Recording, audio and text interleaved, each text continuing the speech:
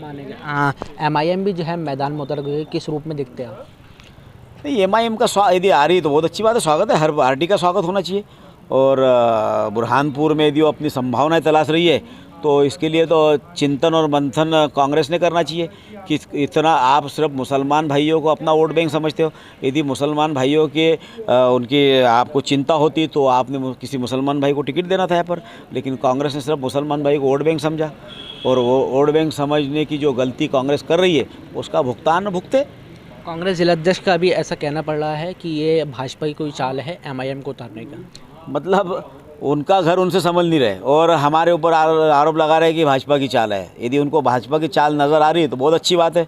तो ऐसा यदि हो तो पूरे देश भर में जहाँ जहाँ मुसलमान समाज ज़्यादा की बाहुल्यता है वहाँ पर हर जगह फिर MIM लड़ेगी। तो MIM वहाँ लड़ेगी तो उसका भारतीय जनता पार्टी को लाभ मिलेगा, सीधा सीधा यही होना चाहिए। तो कांग्रेस के पास में बोलने के लिए कुछ नहीं है, क्योंकि उन्होंने मुसलमानों के जीवन में बदलाव के लिए कुछ नहीं किया।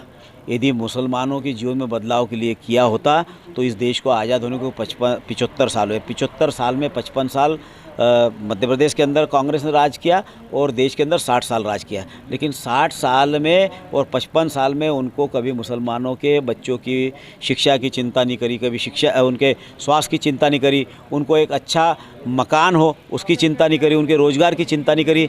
आज यदि मुसलमान भाइयों और बहनों की यदि कोई चिंता कर रहा है तो भारतीय जनता पार्टी की, शिवराज जी की सरकार और मोदी की सरकार कर रही है। हमारे प्रधानमंत्री जी कहते हैं कि सबका साथ, सबका विकास, सबका विश्वास और सबका प्रयास, जो मूल मंत्र उन्होंने दिया है उस मूल मंत्र पर हम सब जनप्रतिनिधि मिलकर काम करते हैं। और उसी का परिणाम है कि आज मुसलमान भाइयों को भी भरपेट अनाज मिल रहा है। 81 करोड़ देशवासियों को निःशुल्क अनाज देश का प्रधानमंत्री दे रहे हैं।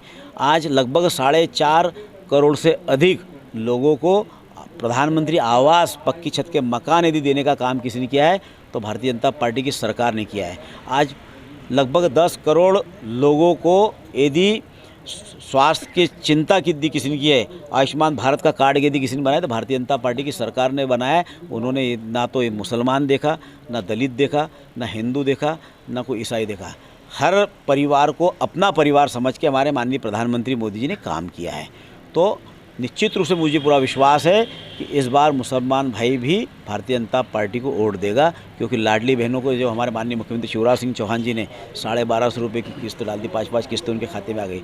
हमने कोई भेदभाव नहीं किया। मुसलमान बहनों के चेहरे पे आज देखो खुशी है। वो कहती है कि हमारी चिंता यदि किसी ने की है तो शिवराज मामा ने की है और हमारा वोट इस बार शिवराज मामा को जाएगा, कमल के फूल को जाएगा।